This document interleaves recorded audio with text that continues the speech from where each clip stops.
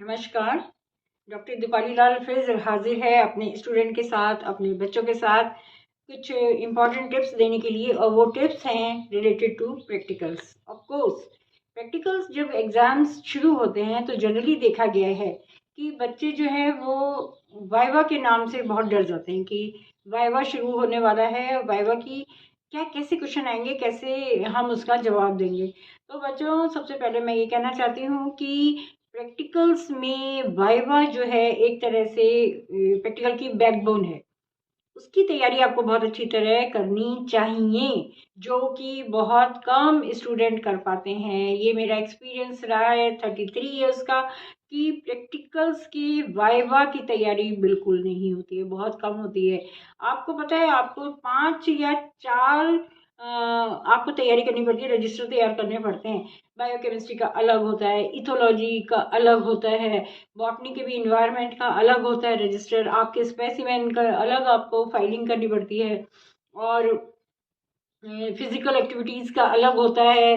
बहुत सारे ऐसे रिकॉर्ड्स बनाने पड़ते हैं आपको। पर आपसे जब उनसे रिलेटेड क्वेश्चंस पूछे जाते हैं तो आप उनका जवाब नहीं दे पाते हैं। तो टिप्स क्या होनी चाहिए, आपको कैसे याद करना चाहिए? देखिए, एक तो बॉडी लैंग्वेज आपकी बहुत सही होनी चाहिए। आप जब एग्जामिनर के पास आते हैं, आप जैसे ही एंटर करते हैं रूम में, तो आप पहले तो परमिशन ले आइए, मे आई कम इन सर, मे आई कम इन मैडम, और खड़े रहिए।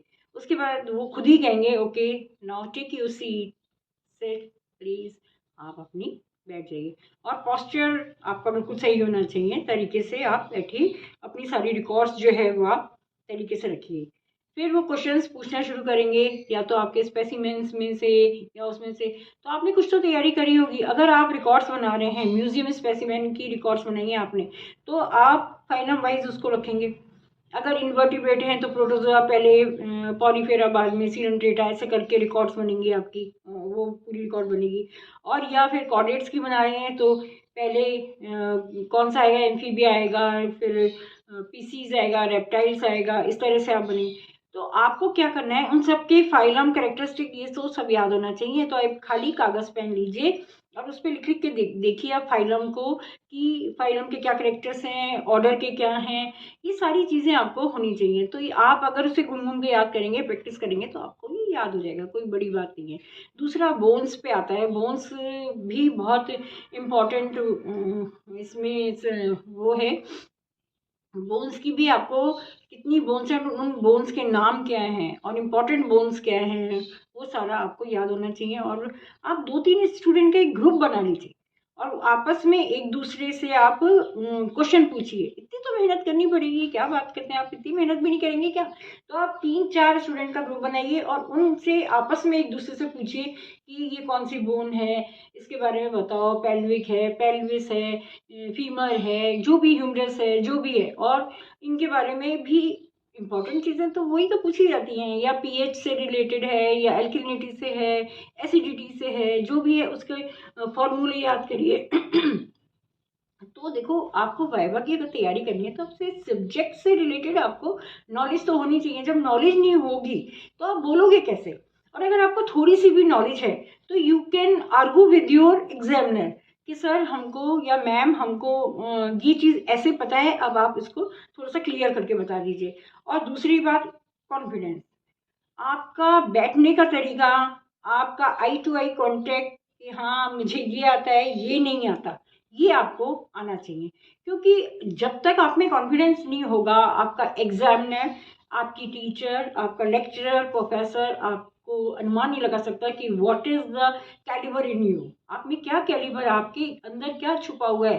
तो आपको उसको बाहर लाने के लिए प्रयत्न करना चाहिए। ये मैं नहीं कहती कि बहुत जल्दी ये सब छूटते ही ये कॉन्फिडेंस आ जाएगा। आप फर्स्ट ईयर में आपका अगर कॉन्फिडेंस लेवल नहीं है तो सेकेंड ईयर में कुछ तो बनाइए, थर्ड ईयर में आते आते और अच्छा बनाइए। और ये आपका टारगेट होना चाहिए। मैं ये फर्स्ट ईयर के स्टूडेंट से कहना चाहती हूँ कि ये आपका टारगेट होना चाहिए कि फर्स्ट ईयर में अगर आप के कॉन्फिडेंस लेवल में वाइवा से रिलेटेड अगर कमी है तो आपको सेकेंड ईयर में उसको पूरा करना है, और सेकेंड ईयर में भी अगर कुछ रह गई है तो आपको थर्ड ईयर में पूरा करना है।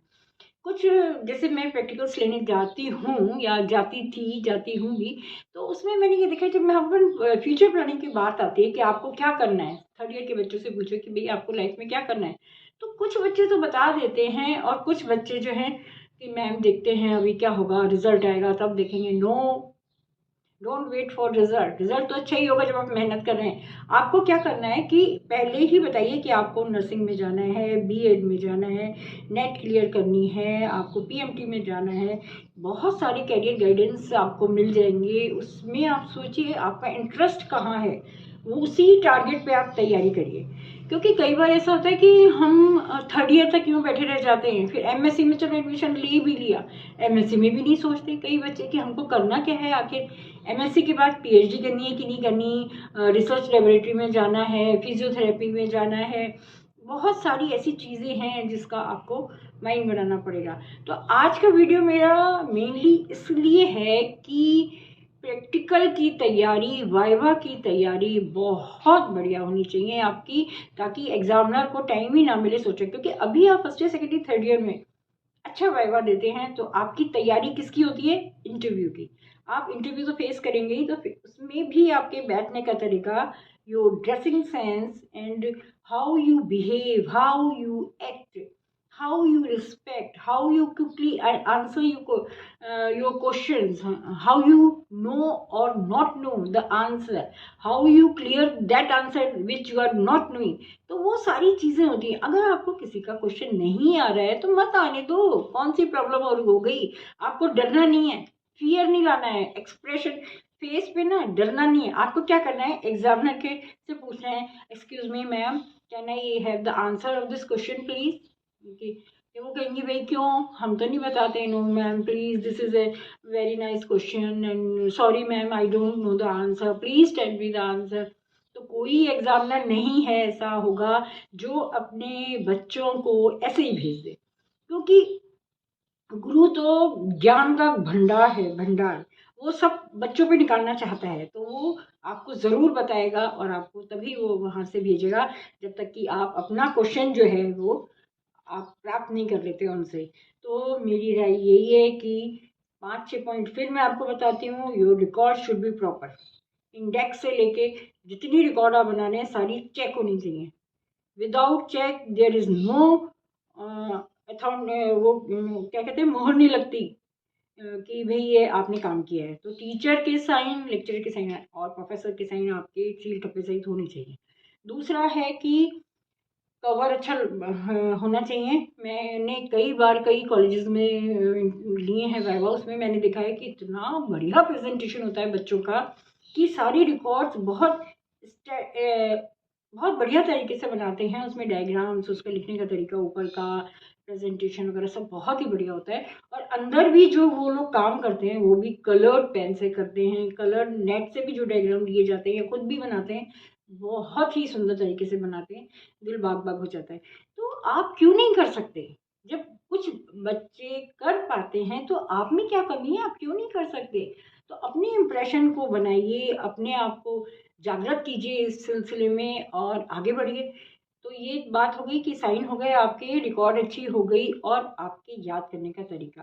बिकॉज फर्स्ट इम्प्रेशन मैं हमेशा कहती हूँ लास्ट इम्प्रेशन है। और जो बच्चा वाइवा लेके जाए, टीचर के दिमाग में होना चाहिए कि ये बच्चा बहुत अच्छा निकला है हमारे पास से, तो इसको नंबर दिए जाएंगे। और तीसरा ये है कि आप जब प्रैक्टिकल हो जाए तो थ्योरी की तैयारी में लगे। तो प्रैक्टिकल्स के वाइवा से रिलेटेड मेरा ये वीडियो था, आशा है आपको पसंद आया होगा।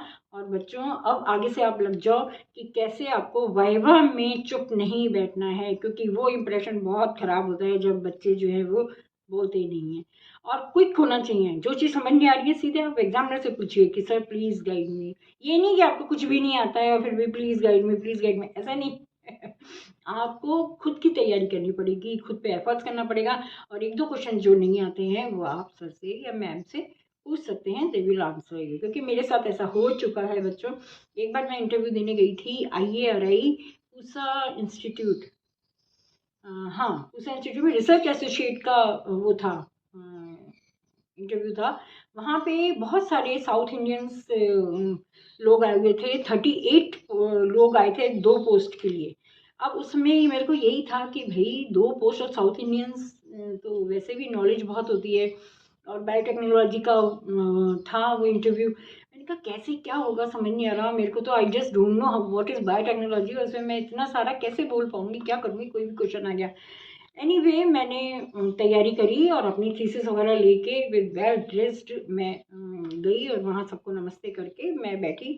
थीसिस से रिलेटेड मैंने सब कुछ बताया, बट जब उनका क्वेश्चन एक आया, बहुत ही इंटरेस्टिंग क्वेश्चन था। वो ये था कि अगर रात में अमेरिका में और दूसरी कंट्रीज़ में एक स्प्रे किया जाता है फील्ड्स में, और वो स्प्रे करने से क्या होता है कि वो प्लांट्स जो है रात में जुगनू की तरह चमकने लग जाते हैं। तो वो जुगनी की तरह क्यों चमकते हैं, what is the reason behind it. तो मेरे को बड़ा अच्छा लगा क्वेश्चन। मैंने कहा यार पूरा फील्ड कितना अच्छा लगता होगा कि वो तो भाई रात में जुगनू की तरह चमक रहे हैं। कहते हैं, मैंने कहा no sir, I don't know, sorry sir. कहते हैं okay Deepali, bye bye, take care and all the best, goodbye. मैंने कहा अब तो गुड बाय हो गई, कोई मेरा सिलेक्शन नहीं होगा, बट क्वेश्चन तो बहुत अच्छा है।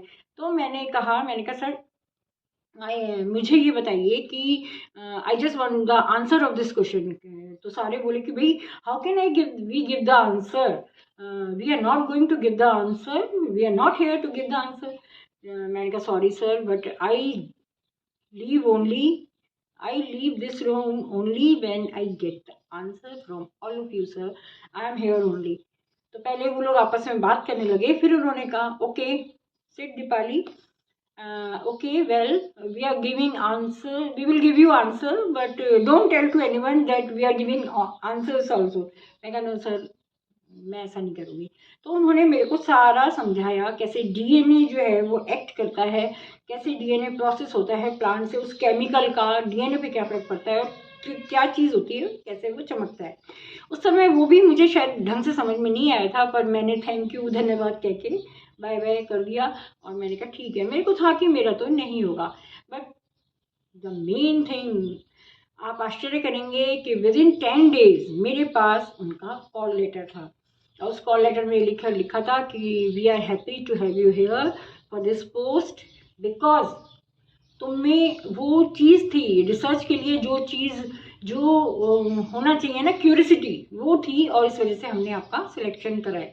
ठीक है, मैं उसको वहाँ IARI जॉब नहीं ज्वाइन कर पाई, मेरे को यहाँ कॉलेज में लेक्चरशिप का ऑफर भी तभी आ गया था, तो ये ज़्यादा बेनिफिट लगा, अच्छा लगा मुझे, तो मैंने यहाँ ज्वाइन करा। पर वो कॉन्फिडेंस लेवल दिल्ली IARI में जाके मेरा सिलेक्शन होना, मेरे को एक रहने का आवास वहाँ पे मिलना था, तो सारी चीज़ें एक कॉन्फिडेंस लेवल आता है। तो बच्चों मैं आपसे कहूँगी कभी हार मत मानो, कभी मत मानो, सीखो सीखो सीखो सीखो सीखो, there is no end in learning, और आप आगे बढ़ो और अपने आप को सुधारो। सुधारना बहुत ज़रूरी है, क्योंकि ये स्टेप अगर आपने नहीं सुधारा तो फ्यूचर बहुत स्ट्रगल वाला है।